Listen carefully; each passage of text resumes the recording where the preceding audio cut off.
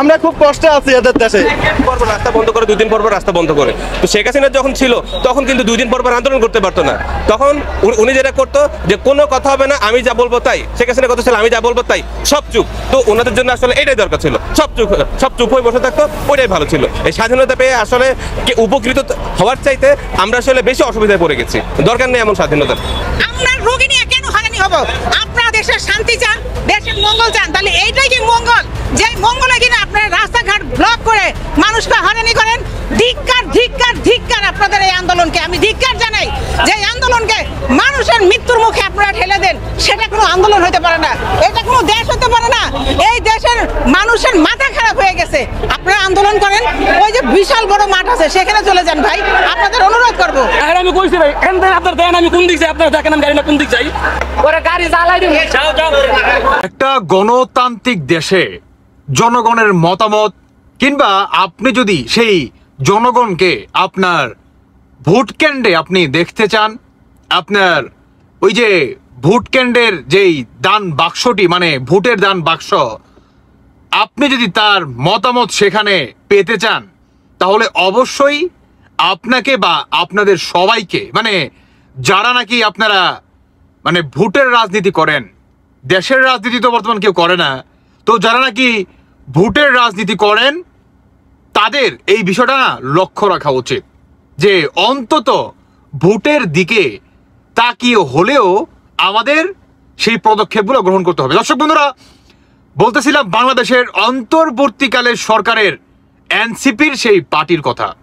বর্তমান সাধারণ জনগণ 72 ঘন্টার ভিতরে এনসিপি দল নিষিদ্ধ চাচ্ছে। কিন্তু কি কারণে চাচ্ছে সেটি আপনারা শুরুতেই সাধারণ জনগণের মুখ থেকে আপনারা শুনতেই পারলেন যে বর্তমান এটা পর্যন্ত তাদের মুখ থেকে শোনা যাচ্ছিল যে এদের জন্য শেখ হাসিনা সরকারই ভালো ছিল। কারণ একটা গণতান্ত্রিক দেশে আপনি যখন তখন মানে যখনই আপনি চাবেন আপনি আন্দোলন নিয়ে রাজপথ ব্রেকেট ট্রেকেট দিয়া মানে সাধারণ জনগণের একটা ভুক্তভোগীর একটা মার পেঁচে আপনি ফালাই দিয়া অনেকটা মাইনকার চিপায় ফালাই দিয়া আপনি ভোট কালেক্ট করার বা আপনাদের যেই চাওয়া পাওয়া সমস্ত কিছু মানে পূরণ করার একটা মানে চরম একটা আর কি মানে স্টেপ আপনারা কি নিয়ে যাচ্ছেন বর্তমান অন্তর্বর্তীকালীন সরকারের ধারায়, তাই তো? কিন্তু কেন বলেন তো, কিন্তু কেন আজকের এই এনসিপি পার্টি মানে বাংলাদেশে মানুষের গলার কাটা হয়ে গেছে, বুঝতে পারছেন না? এদেরকে বর্তমান মানুষ গিলতে পারতেছে না, এদের জনগণ ফালাইতে পারতেছে। কারণ এখন জনগণ নিজেরাও চুতিয়া হয়ে গেছে। কেন? কারণ 5 আগস্ট সবাই এই স্বৈরাচার পাকিস্তানি ফ্যাসিস্ট এনসিপি দের কথার অনুযায়ী সবাই এক কাতারে নেমে আসছে আওয়ামী লীগ সরকার এদের পতনের জন্য। বিধায় সাধারণ জনগণও বর্তমান কিছু বলতে পারতেছে না। ওই যে দেখলেন না, এক ভাই কিন্তু বলেই ফেলছে যে এদের জন্য শেখ হাসিনাকেই চাই বা শেখ হাসিনা সরকারই ভালো ছিল। কেন বলছে? কারণ শেখ হাসিনার আমলে আপনি চাইলেই যে কোনো জায়গায় হই হই রই রই এই স্লোগান অমুকের বাপ তমুকে গেল কই এই ধরনের স্লোগান না দিতে পারতেন না, বুঝতে পারছেন? চাইলেই আপনি রাজপথে নেমে রাস্তাঘাট ব্লক করে আপনার দাবি আপনি পূরণ করার জন্য সরকারকে চাপ সৃষ্টি করতে পারতেন না। কারণ গণতান্ত্রিক দেশে শেখ হাসিনা সংসদে সেই আইন পাশ করে রাখছিল যাতে সাধারণ জনগণ ভুক্তভোগী না হয়।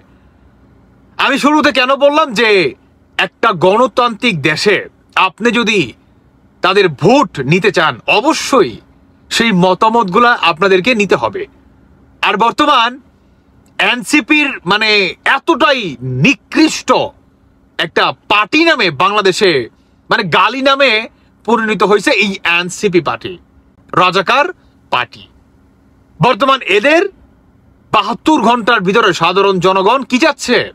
এদের নিষিদ্ধ চাচ্ছে। উল্টো দিকে আমাদের বাংলাদেশের সেনাপ্রধান ওনার কথা নাই বা বলি, ওনার কথা বলে আসলে কোনো লাভ নেই, শুধু শুধু উনি তারপরে উনি একের পর এক এই ধরনের আলটিমেটাম দিয়ে যাচ্ছে যে এই ধরনের কাজ বা কার্যক্রম যদি কেউ এখন পর্যন্ত চালায় তাহলে আমরা আর বসে থাকবো না।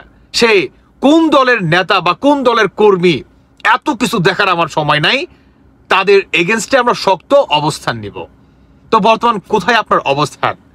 যেখানে রোগীদেরকে মানে একজন গাড়ি চালক ড্রাইভার উনি হসপিটালে নিয়ে যাচ্ছে, সেখানে বৈষম্য বিরোধী আন্দোলনকারীদের ভিতরে একজন সদস্য, ওনার মুখ থেকে আপনারা অবশ্যই কথাটা শুনছেন যে বেশি বাড়াবাড়ি করলে তোর গাড়ি সুদ্ধা জ্বালাই দিব।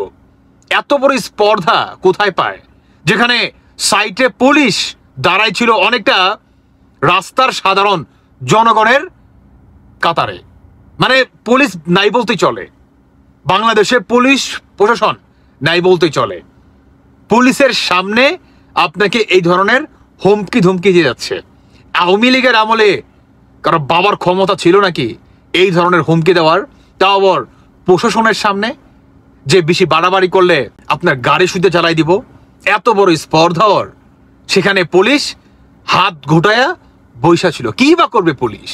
কারণ পুলিশ কিছু বললেই তাদেরকে শুনতে হয় যে তোমরা শেখ হাসিনার দালাল, তোমরা আওয়ামী লীগের দালাল। বুঝেন নাই? এই হচ্ছে বর্তমান আমাদের বাংলাদেশের অবস্থা। তবে হ্যাঁ, এটা বাস্তব যে শেখ হাসিনার জন্য এটি খুবই, বা আওয়ামী লীগ সরকারের জন্য এটা খুবই ভালো একটা দিক আমি ব্যক্তিগতভাবে মনে করি। কারণ আপনি শুনতে পারলেনি যে জনগণ যাকে খুশি তাকে ভোট দিবে, অন্তত এনসিপি কে দিবে না। কারণ তাদের উদ্দেশ্য হাসিলের জন্য তারা যে কোনো পদক্ষেপ নিতে পারে, যে কোনো ড্রামা, যে কোনো স্টেপ এদের দ্বারাই সম্ভব।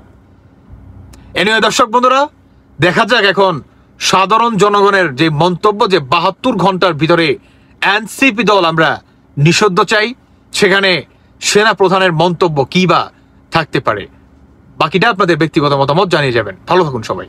আল্লাহ হাফেজ, আসসালামু আলাইকুম।